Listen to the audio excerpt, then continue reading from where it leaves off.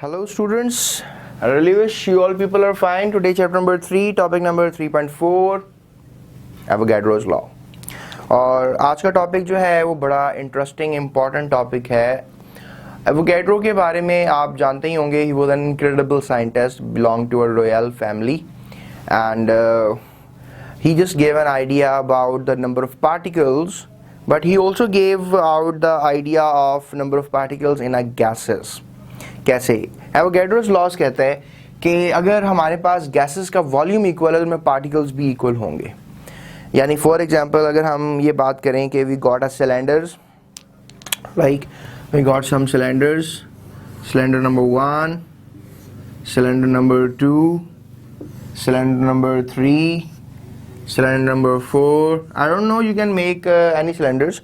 और अगर temperature same रहे, प्रेशर सेम रहे, स्टैंडर्ड टेम्परेचर प्रेशर रहे, और इसके अलावा जो है गैसेस आइडियली बिहेव कर रही हैं, यानी कुछ गैसेस एब्नॉर्मल बिहेवियर भी शो करती हैं, but the Avogadro was saying the gas must behave ideally. तो लेट्स से दैट कि हाइड्रोजन गैस जो है वो आइडियली बिहेव कर रही है। सो आई थिंक इसमें आपको वॉल्यूम थोड़ा ज़्यादा नज़र आ रहा होगा, but don't want to make the volume greater. Volume एक जैसा होना चाहिए ताकि, क्योंकि सेम वॉल्यूम पे ही गैसेस का molecules की तादाद सेम रहेगी। So we got a hydrogen gas which is behaving ideally. Let's take helium gas which is behaving ideally. Let's take nitrogen gas which is behaving ideally. Let's take oxygen gas which is behaving ideally. Let's take another gas which is known as the gutter gas. Now you will be thinking मैंने क्या कह दिया, gutter gas? Yes, gutter gas, because carbon mono is a gutter gas because it is usually found inside the gutters or very organic decaying places. So it's a very cool gas as well. काफ़ी ठंडी gas होती है। So you can just say that कि ये हमारे पास जो है endothermic reaction होती है, that's why I am saying कि वो कूल गैस है। अदरवाइज नाइट्रोजन भी टेम्परेचर को काफ़ी कूल रखती है, nitrogen is also a kind of gas. तो ये बात कुछ और हो जाएगी, but we are talking about कि hydrogen, helium, nitrogen, oxygen, carbon mono, right? These all gases are behaving ideally. They have given us standard temperature, standard pressure, and they got the equal volumes. And what the amazing thing is, they got the same number of molecules. Let's say that the volume of this gas is 22.414 decimeter cubes. ठीक है? इन सब gases का जो हमारे पास इस वक्त volume है वो 22414 डेसीमीटर क्यूब है। तो students very incredibly saying in सब के अंदर पार्टिकल्स की तादाद भी इतनी होगी। यानी मैं आपको कहना ये चाह रहा हूँ कि अगर पार्टिकल्स जो हैं आप चाहते हैं कि इतने हों तो कम से कम इतना वॉल्यूम हर गैस का होना चाहिए। अगर इससे आधा वॉल्यूम हो जाएगा तो पार्टिकल्स की तादाद भी इनके अंदर आधी हो जाएगी। जैसे लेट्स से दैट एक इन्होंने बुक पेज नंबर 53 से जो है इन द लास्ट ये कहा है कि लेट्स से दैट कि अगर हमारे पास जो गैस है ये इतनी डेसीमीटर नहीं है। Let's say that we know that कि 22.414 जो है डेसीमीटर क्यूब्स जो हैं वो कंटेन करते हैं 6.02 into 10⁻23 molecules. Now the problem is कि अगर 1 डेसीमीटर क्यूब में कितने मॉलिक्यूल्स होंगे, तो it's a very easy thing to do. ये आप इसको उठा के यहाँ पे ले जाएं, डिविडेंड बना दें, तो यहाँ पर क्या रह जाएगा, 1 डेसीमीटर क्यूब रह जाएगा। यानी जो रेशो होगा 6.02 इंटू 10⁻23 और 22.414 का रेशो होगा, उतने मॉलिक्यूल्स होंगे। रेशो क्या निकलेगा इनका 2.68 ठीक है, इंटू 10⁻22। यानी अगर इतने डेसीमीटर क्यूब्स में इतने पार्टिकल्स हैं तो आप 1 डेसीमीटर क्यूब का भी अंदाजा लगा सकते हैं कि 1 डेसीमीटर क्यूब्स में आफ्टर सॉल्विंग दिस इतने मॉलिक्यूल्स निकलेंगे, इतने पार्टिकल्स निकलेंगे।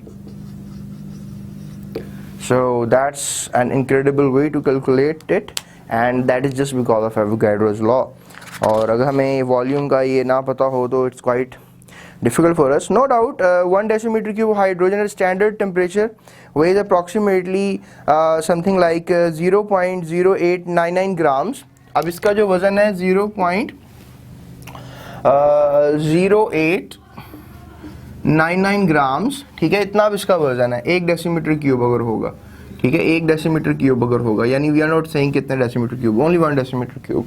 और जो ऑक्सीजन है उसका 1 डेसीमीटर क्यूब में जो वेट है 1.4384, ठीक है, 1.4384 ग्राम है। अगर इसका भी जो टोटल वॉल्यूम है वो 1 डेसीमीटर क्यूब होगा। तो अब इसका क्या मतलब है, यानी कि वज़न तो बहुत इसका वज़न और इसके वज़न में कंपैरिजन काफ़ी कम है, लेकिन पार्टिकल्स की तादाद एक होगी। चलो मैं आपको ये चीज़ समझाने की कोशिश करता हूँ with my common example, right.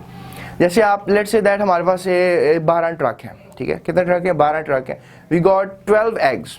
आप खुद सोचें उनका वज़न सेम होगा, नो। और अब आप ये कह रहे होंगे सर उनका वजन तो सेम नहीं होगा, लेकिन उनका वॉल्यूम भी सेम नहीं होगा। उनका वॉल्यूम, ट्रक्स का वॉल्यूम जो है वो it's a very big things, और अंडे बहुत छोटे हैं, थोड़ा सा वॉल्यूम लेंगे, और ट्रक तो बहुत ज़्यादा वॉल्यूम ले लेंगे। लेकिन मैं आपको यहाँ पर ये बात बता देना चाहता हूँ कि गैसेस के अंदर पार्टिकल्स हमेशा मूव कर रहे होते हैं। साइंसदानों का ख्याल है कि पार्टिकल्स राउंड अबाउट 300 टाइम्स एक दूसरे से दूर होते हैं, 300 टाइम्स। फिर यही बात इस बात को तय करती है कि अगर हमारे पास 12 ट्रक्स हैं, अगर हम सारे ट्रक्स को 300 टाइम्स एक दूसरे से दूर कर दें, और 12 अंडे हैं बेशक, और 12 अंडों को हम 300 टाइम्स एक दूसरे से दूर कर दें, तो आप खुद सोचें दोनों का वॉल्यूम सेम हो जाएगा। क्योंकि 300 टाइम्स में और क्या होगा कि ट्रक्स का आपस में फासला बढ़ जाएगा, और अंडों का भी काफ़ी फासला बन जाएगा, और फिर वो फासले क्या हो जाएंगे, दोनों के बराबर हो जाएंगे। तो फिर पार्टिकल तो दोनों के 12-12 ही है ना। तो वॉल्यूम सेम होने से पार्टिकल्स सेम हो सकते हैं। Avogadro's was trying its level best to explain this. तो स्टूडेंट्स, आई रियली विश आपको फिर ये समझ में आ रहा होगा कि अगर इतना ही वॉल्यूम हो तो पार्टिकल्स दोनों में कितने होंगे, समथिंग लाइक दिस। और मैसेस में फ़र्क आएगा, नो डाउट। अंडों का और ट्रक का अगर मैस का फ़र्क है तो फिर ऑक्सीजन और ऐसी है, क्योंकि hydrogen it's a very slight gas, very light gas, और ऑक्सीजन जो है it's something a kind of heavier gas, so that's why we use to say these kind of things with those, right. So I really wish आपको मेरी ये बात समझ में आई होगी कि कैसे जो है एवोगैड्रो ने एवोगैड्रोस लॉज के थ्रू गैसेस का अंदर मॉलिक्यूल्स की प्रेजेंस को जस्टिफाई किया। और आपने ये लॉ याद कर लेना है, equal volume of all gases at the same temperature and pressure contain equal number of molecules, right? So that's Avogadro's law. Really wish आपको समझ में आया होगा कि क्या Avogadro's law है, and we're gonna take forward this lecture. हम 3.5 पे जाएंगे, Dalton law of partial pressure मेरा next lecture होगा, और वो मैं आपको explain करूँगा। And really wish best of luck. And question of the day is Avogadro का ताल्लुक कौन से मुल्क से था, ये आप मुझे कमेंट करें आज के इस लेक्चर में। Thank you so much.